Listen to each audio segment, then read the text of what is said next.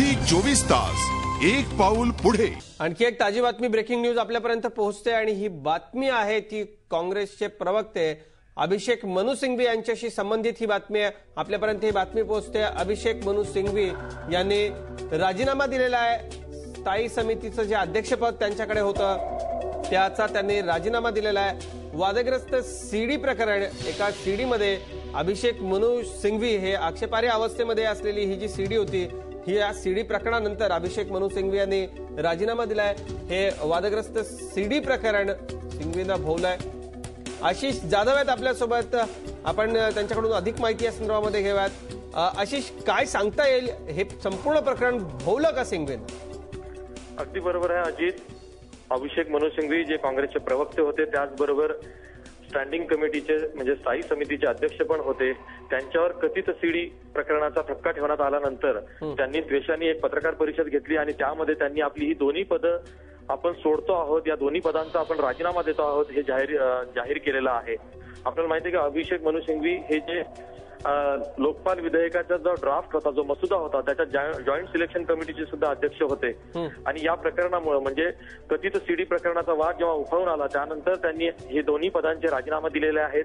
ते म्हणजे स्थायी समितीचे अध्यक्षाचा राजीनामा दिलेला आहे, त्याचबरोबर अखिल भारतीय काँग्रेस कमिटीचे ते प्रवक्ते होते, त्या प्रवक्ते पदाचाही त्यांनी राजीनामा दिलेला आहे। आशिष, निष्णात कायदेतज्ञ अभिषेक मनु सिंघवी आणि कायम सरकारची बाजू हिरीनं मांडणारे आणि अतिशय निष्णात असे कायदेतज्ञ आहेत ते, पण ते या संपूर्ण प्रकरणामध्ये अडकलेत। नेमकी त्यांच्याकडून काय प्रतिक्रिया मिळू शकली? अजित, अद्याप अभिषेक मनु सिंघवी जे प्रवक्ते आहेत यांच्याकडनं जी प्रतिक्रिया मिळालेली आहे की या प्रकरणी आपल्याला काहीही सांगायचं नाही, त्याचबरोबर या ठिकाणी जो ठपका ठेवण्यात आलेला आहे त्यांनी आपण व्यथित झालेलो आहोत असंही त्यांचं म्हणणं आहे आणि म्हणूनच त्यांनी या प्रकरणाची सविस्तर आणि निपक्षपातीपणे चौकशी व्हावी म्हणून आपल्या दोन्ही पदांचा राजीनामा दिला आहे। ते स्थायी समितीचे अध्यक्षपदी होते, त्याचबरोबर काँग्रेसचे मुख्य प्रवक्ते होते, या दोन्ही पदांचा त्यांनी राजीनामा दिलेला आहे। या प्रकरणाची निपक्षपातीपणे चौकशी करण्यात यावी, त्याचबरोबर त्यासाठी म्हणून जो काही एक मदत आपल्याला द्यायची आहे ती या दोन पदावर राहून देता येणार नाही आणि म्हणून त्यांनी नैतिकतेच्या कारण पुढे करून या दोन्ही पदांचे राजीनामे दिले आहेत असं आपण म्हणू शकतो। निश्चितपणे एक आपल्याला या ठिकाणी म्हणता येईल, कायम दुसरे सगळे अडचणीत सापडल्यानंतर किंवा पक्ष अडचणीत सापडल्यानंतर पुढे सरसावणारे सिंघवी काहीसे बॅकफुटवरती दिसत आहेत। विरोधकांनी या सगळ्या प्रकरणाचा कशा पद्धतीने फायदा घ्यायची व्यूहरचना आखलेली आहे आणि एकूणच त्यांची जी भूमिका आहे कुठेतरी नमतं घेत आहेत सिंघवी, या भूमिकेच्या बद्दल काय नेमकं सांगतील? अजित, अभिषेक मनु सिंघवी ज्या पद्धतीनं काँग्रेसचा एक प्रकारे लढा लढत होते, आपल्याला माहिती आहे की लोकपाल विधेयकाच्या वेळी अभिषेक मनु सिंघवी हे त्या मसुद्याच्या जॉईंट सिलेक्शन कमिटीचे अध्यक्ष होते आणि त्यांनी एक प्रकारे हा मसुदा काँग्रेसच्या वतीनं किंवा युपीएच्या वतीनं अस्तित्वात आणला होता। त्यावरती तेव्हा त्यांना बरीच टीका झाली होती, कारण हा टीम अण्णांनी हा मसुदा कमजोर आहे, हा कमकुवत आहे, या मसुद्यामध्ये फारसं असं काही नाही की जेणेकरून भारतीय नागरिकांना यातून दिलासा मिळू शकेल किंवा त्यांच्या न्याय हक्कासाठी लढता येईल। त्यामुळे बरीच टीका झाली होती आणि त्यातच हे कथित सीडीचं प्रकरण पुढे आलं आणि त्यामुळे व्यथित होऊन त्यांनी या दोन्ही पदांचा आपला राजीनामा दिलेला आहे। स्थायी समितीचं अध्यक्षपद, त्याचबरोबर काँग्रेस पक्षाच्या मुख्य प्रवक्तेपदाचा राजीनामा त्यांनी दिलेला आहे। हे दोन्ही राजीनामे देताना त्यांनी कारण पुढे केलेलं आहे की या प्रकरणाची जर का चौकशी व्हायची असेल तर ती निपक्षपातीपणे व्हावी आणि त्यामुळेच आपण या पदांचा राजीनामा देतो आहोत असं त्यांनी सांगितलेलं आहे। अशीच आपण जर बघितलं तर गेल्या काही दिवसांमध्ये काँग्रेसमधून अतिशय पटकन असं उभरतं नेतृत्व ज्याला असं म्हणता येईल, अशा पद्धतीने अभिषेक मनु सिंघवी पुढे आले होते। आता सध्या एकूण या सगळ्या प्रकरणानंतर त्यांच्या राजकीय कारकिर्दीबद्दल आपल्याला काय सांगता येईल? कारण अशा कुठल्या प्रकरणात सापडलेला जो नेता आहे त्याची इमेज फारशी चांगली राहत नाही असं एकूण मागच्या सगळ्या प्रकरणांमधला, मग तो भाजपचे काही नेते अशा प्रकरणांमध्ये अडकले होते, त्याचा अनुभव बघता त्यांच्या राजकीय कारकिर्दीबद्दल आता काही बोलता येईल का आपल्याला? अजित, आपल्याला माहिती आहे की अभिजित मनु सिंघवी हे देशातले निष्णात कायदेतज्ञ आहेत, त्याचबरोबर कुठलंही वक्तव्य करताना कायद्याचा आधार घेऊन ते मांडणं हा त्यांचा ख्याकार आलेला आहे, त्यांची ख्याती राहिलेली आहे।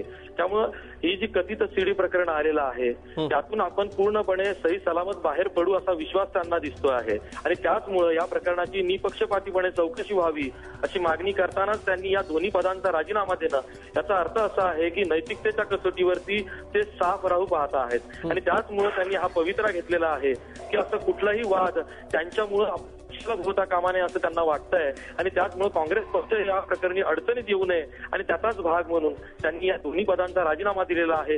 कुठेतरी ते आपण या प्रकरणी साफ आहोत, आपण हा कलंक लावून घ्यायला तयार नाही आहोत अशीच त्यांनी भूमिका घेतलेली दिसते. अजित, निश्चित पण या सगळ्यामुळे कुठेतरी काँग्रेस पक्ष अडचणीत येऊ नये किंवा पक्षाची बदनामी होऊ नये हा त्यांच्यामधल्या कायदेतज्ञाने घेतलेला निर्णय आपल्याला दिसतोय. आणि एकूण या सगळ्यामुळे आपण बघतो काँग्रेस पक्षामध्ये कायम गटतट असतात आणि त्यामुळे एका गटातला माणूस अडचणीत सापडला की दुसऱ्या गटाला आनंद होतो. अशा सगळ्या एकूण ज्या चर्चा सुरू असतात या प्रकरणामध्ये काँग्रेस पक्षाकडून काही प्रतिक्रिया आली आहे का किंवा स्वतः कुठले नेते पुढे सरसावलेत का सिंघवींच्या मदतीसाठी?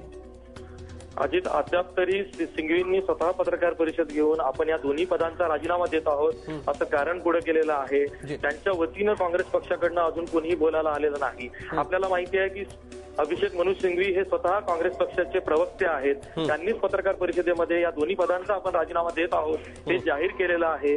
ते त्यांचं म्हणणं स्वतः मांडता आहेत. त्यामुळे अजून तरी पक्षाच्या ज्येष्ठ नेत्यांकडून या प्रकरणी कुठलीही अधिकृत प्रतिक्रिया आलेली नाही. जे काही सांगतायत ते स्वतः अभिषेक मनु सिंघवी सांगतायत आणि त्यांनीच आपल्या दोन्ही पदांचा म्हणजे स्थायी समितीच्या अध्यक्षपदाचा आणि मुख्य प्रवक्ते पदाचा हा राजीनामा दिलेला आहे. धन्यवाद आशिष, या सगळ्या सविस्तर माहितीबद्दल. आमचे इनपुट एडिटर आशिष जाधव आपल्याला ही सगळी माहिती देत होते. आणि एकूणच अभिषेक मनु सिंघवी कुठेतरी आता बचावात्मक पावित्र्यात आहेत, मात्र त्यांच्यामधला कायदेतज्ञ या प्रकरणामधून आपली निश्चित सही सलामत सुटका होईल असं कुठेतरी त्यांना वाटत असावं. पक्ष अडचणीत येऊ नये म्हणून घेतलेला हा झी 24 तास एक पाऊल पुढे.